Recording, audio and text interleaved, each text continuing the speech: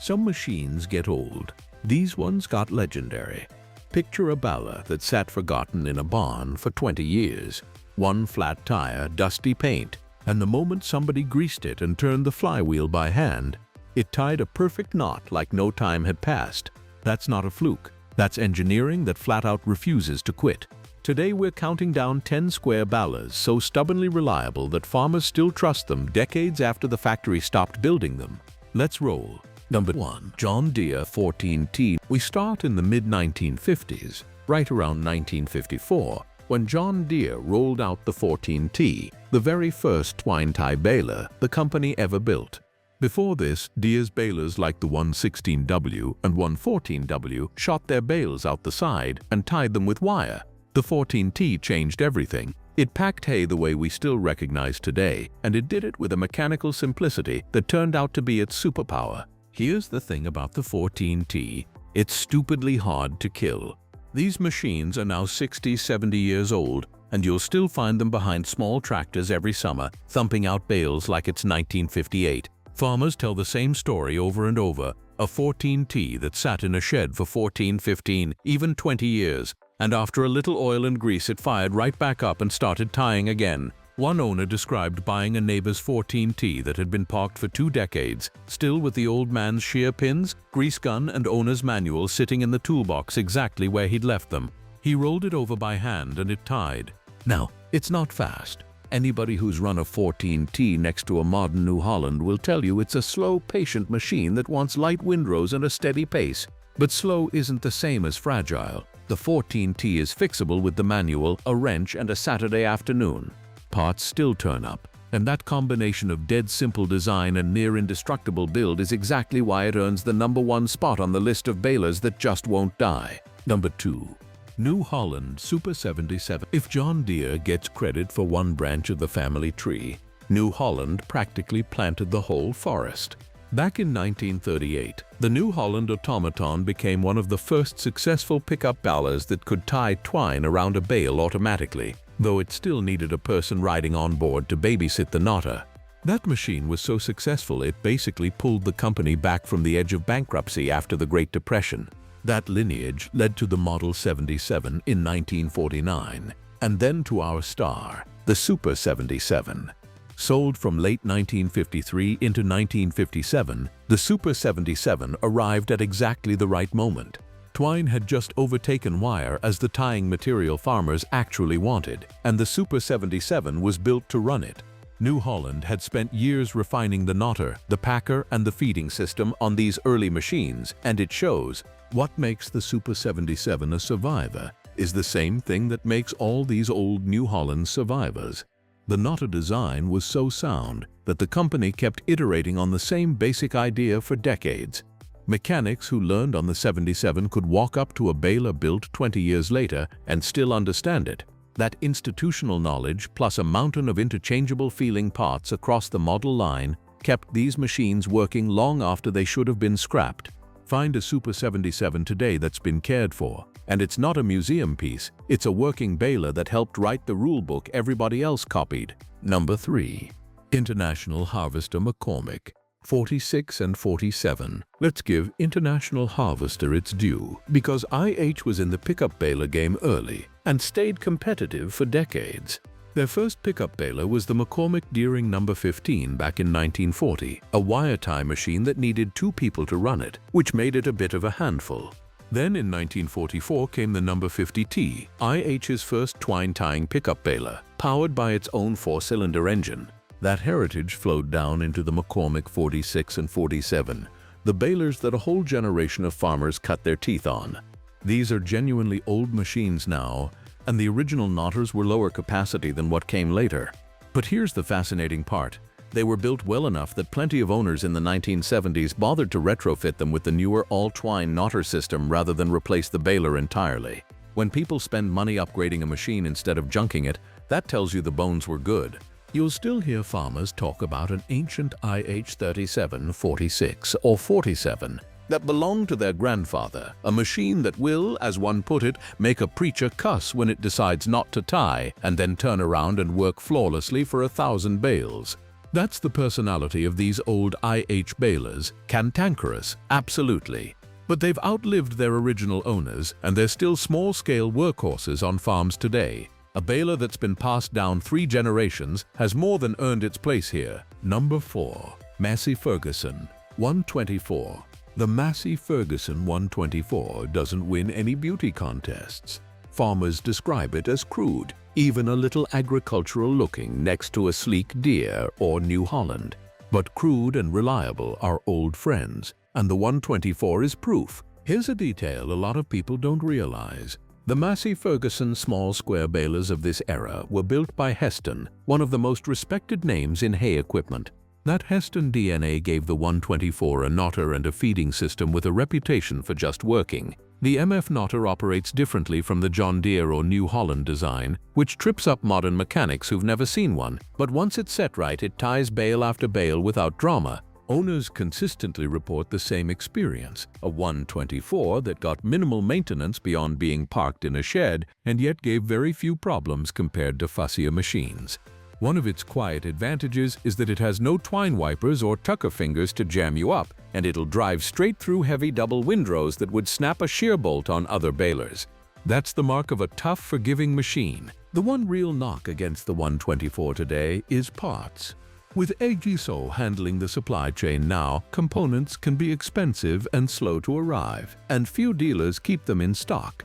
But that's a support issue, not a durability issue. The baler itself keeps running. If you can weld a needle and keep it fed, a Massey 124 will bury you before you bury it. Number 5.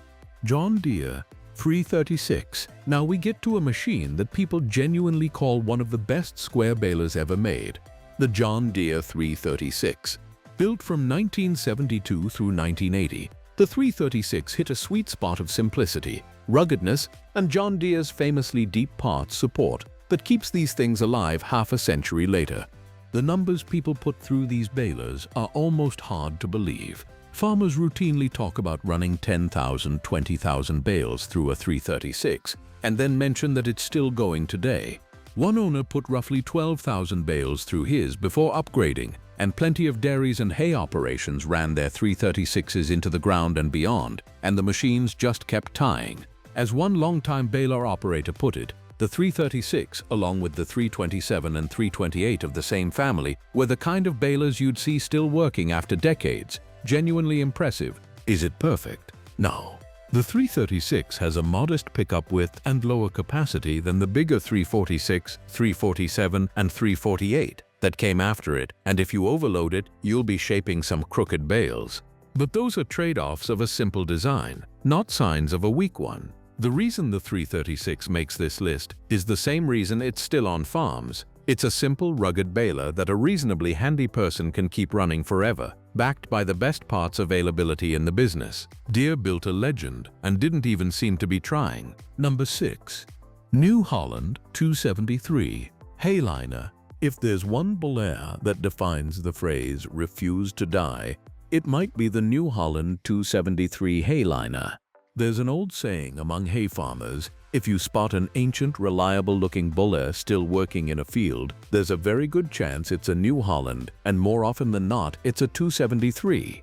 Built from 1968 to 1977, the 273 makes a classic 14 by 18-inch bale, runs off a standard 540 PTO, and pairs happily with a tractor in the 35 to 60 horsepower range. Many came with New Holland's Super Sweep pickup and the flow-action feeding system, and the 2-knotter twine setup is about as straightforward as knotters get.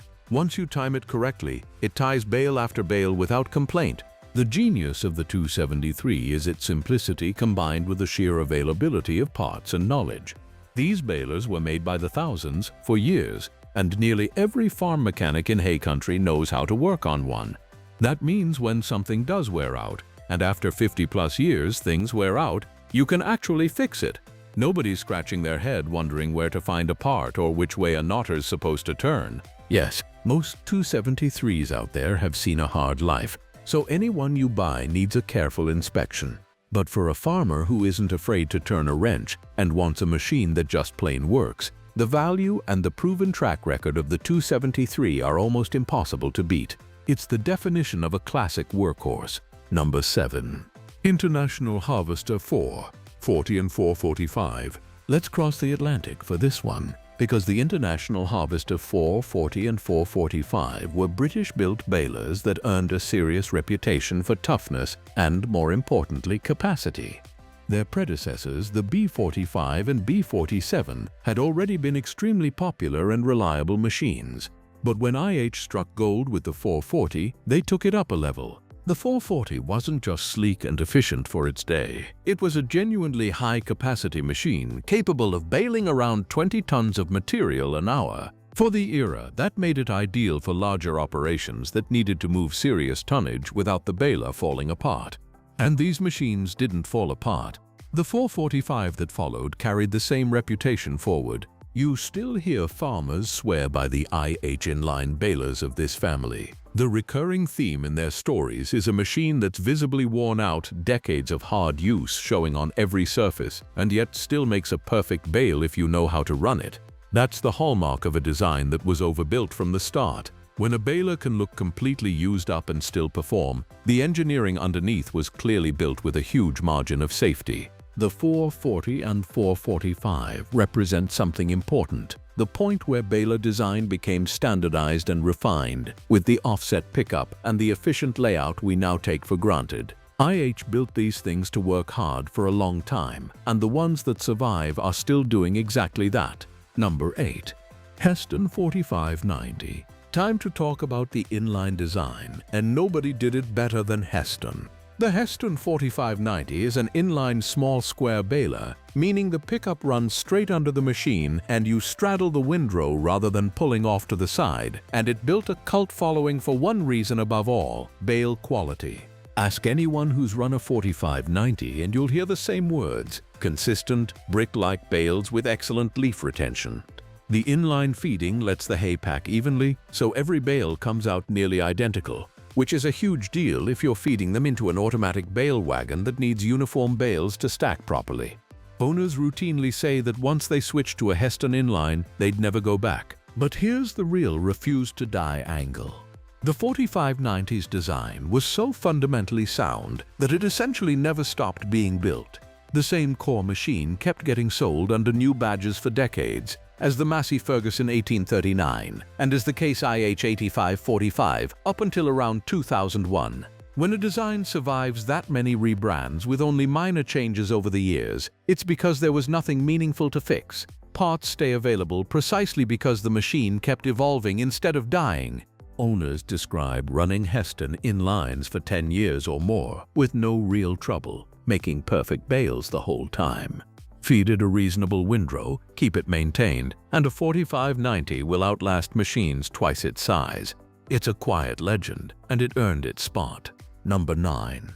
New Holland 575. If any baler deserves to be called the Cadillac of its class, it's the New Holland 575. According to New Holland's own history, the 575 was built for over 25 years, an astonishing production run. And during that time, it became the industry standard #1 small square baler. That's not marketing fluff. That's what the market decided with its wallet. The 575 was the machine New Holland arrived at after decades of refining the same power pivot front end, the same flywheel-driven driveline, the same battle-tested knotter concept that traces all the way back through the 326 and beyond. Each generation simplified and strengthened the previous one. Heavier tongue, bigger box steel, beefier components to handle the larger tractors farmers were putting in front of them. By the time you get to the 575, you're looking at a machine with the wrinkles ironed out. And the durability numbers are wild. One owner mentioned a 1999 New Holland 575 that had already run about 150,000 bales. And the question wasn't whether it was dead, it was whether it'd last another 15 years. That's the kind of mileage that would retire almost any piece of farm equipment, and the 575 shrugs it off. Big commercial hay operations still run multiple 575s alongside newer machines because they trust them. The 575 eventually handed the crown to the BC 5070, the highest capacity small square baler New Holland has built. But the 575 is the one that spent a quarter century as the machine everyone else was measured against. Legends like that don't die, they just get handed down. Number 10. John Deere 348. And here's the ultimate baler that refused to die. Not because it's old and still running, but because it never left. The John Deere 348 has been in continuous production since 1987. That's coming up on 4 decades of the same fundamental machine rolling off the line, still sold new by John Deere dealers today.